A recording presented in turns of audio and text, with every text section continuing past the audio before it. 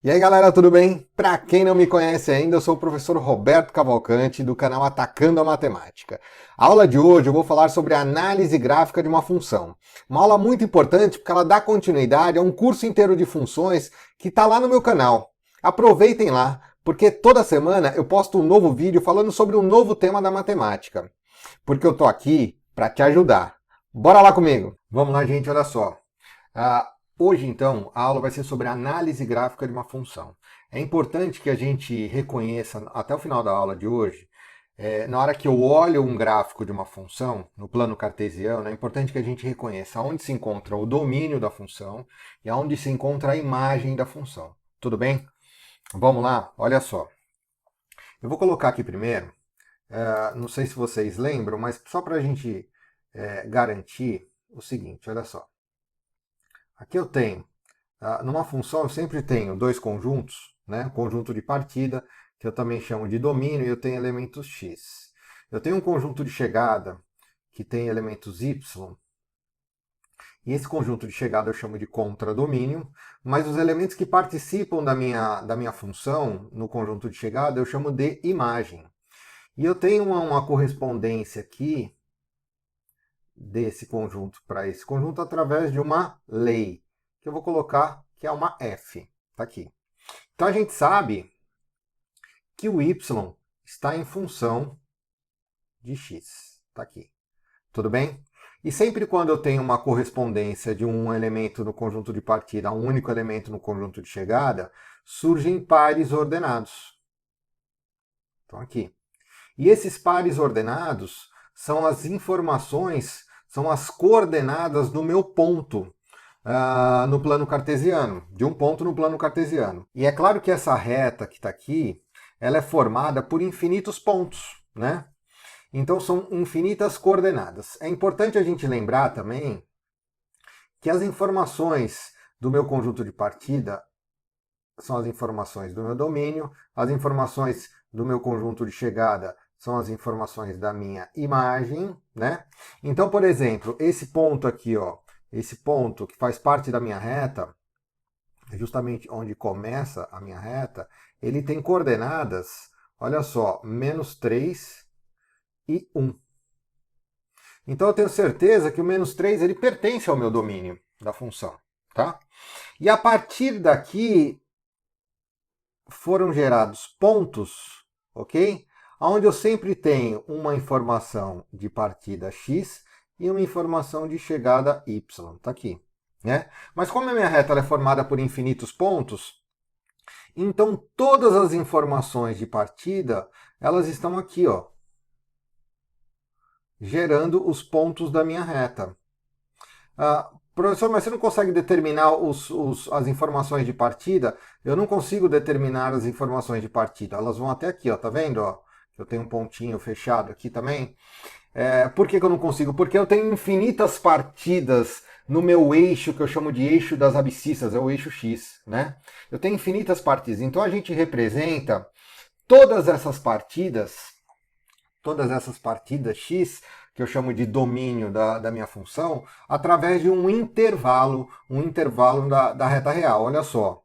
Então, como é que eu vou representar o meu domínio? Bom, o meu domínio dessa função, eu posso representar através de um intervalo que vai de -3 até 3. Veja bem, olha só. Porque até 3? Ele começou aqui nesse ponto, e o último ponto dele foi no 3. Então, toda essa parte aqui, ó, é o intervalo de partidas que eu tenho para gerar os infinitos pontos da minha reta. Então, aqui, ó, nesse caso, né, desse traço. Professor, só assim eu consigo representar? Não, você consegue representar também o domínio através de uma propriedade. Domínio de uma função são todos os elementos x que pertencem aos reais, tal que o -3 é menor ou igual a x e x é menor ou igual a 3. Então aqui, ó. Ok? Então você consegue representar dessa maneira o intervalo da reta real. Está aqui.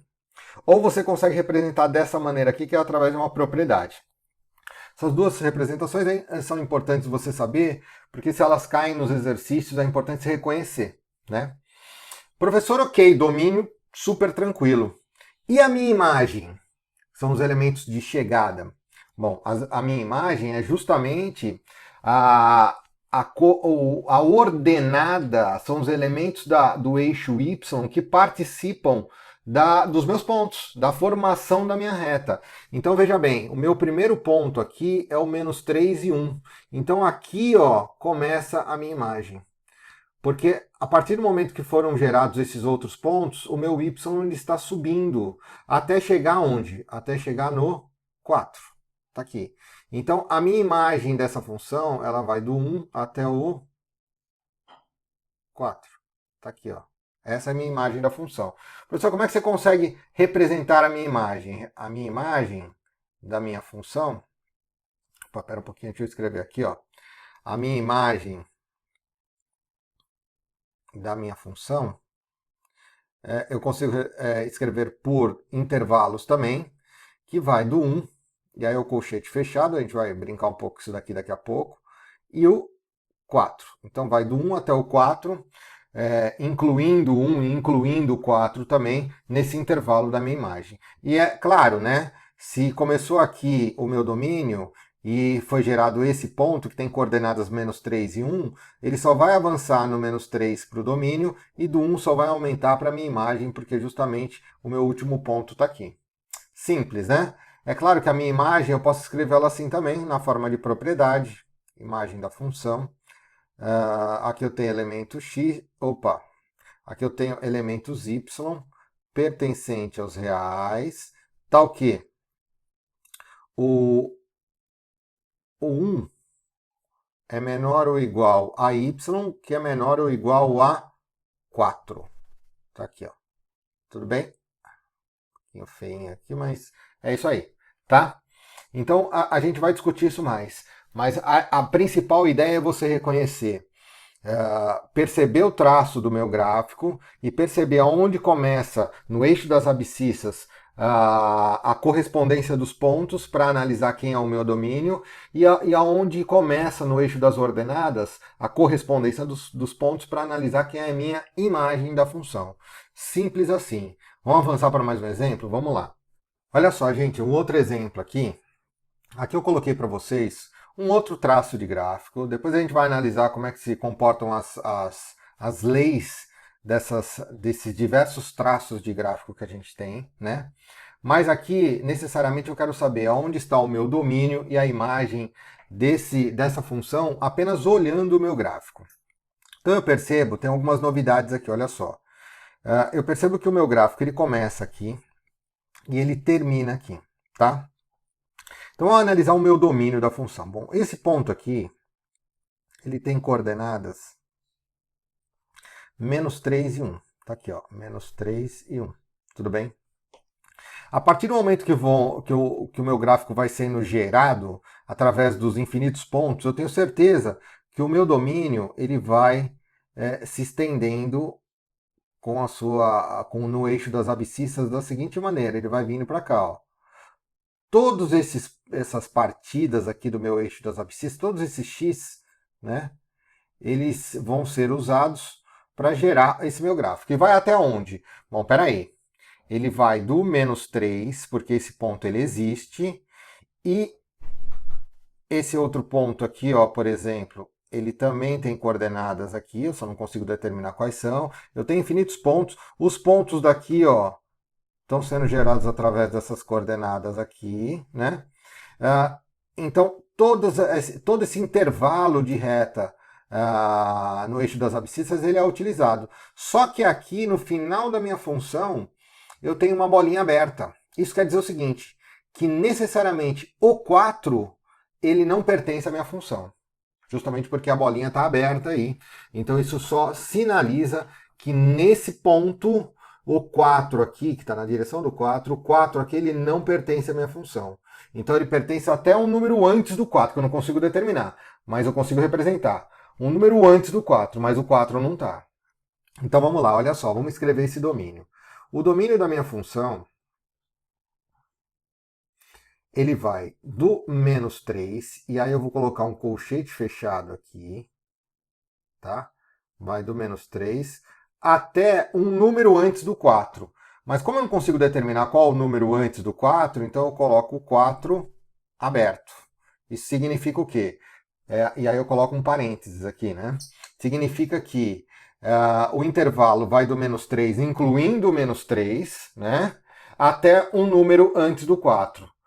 Mas aqui nesse domínio, nessa representação, a gente coloca o 4 aberto. Isso significa que o 4 não entra no intervalo, mas é uma referência. Tudo bem? Vamos lá. Então, professor, coloca na forma de propriedade? Coloco sim, olha só. O domínio da minha função são elementos que eu chamo de x, pertencente aos reais, tal que menos 3 é menor ou igual a x, que é menor que 4. Olha só. Menor ou igual, eu estou incluindo menos 3 no intervalo. E na hora que eu falo que x é menor que 4, é porque o 4 não entra, mas o número que está antes do 4 entra. Tudo bem? Mas a gente não consegue precisar. Porque se você falar um número tão perto do 4, eu falo um número mais perto ainda. Por isso que a gente representa dessa maneira. É menor que 4, tá? Então esse é o meu domínio. Professor, e a minha imagem da função? Bom, a minha imagem da função, olha só. Agora a análise vai ser não no eixo das abscissas, mas no eixo das ordenadas, que são as minhas chegadas, ok?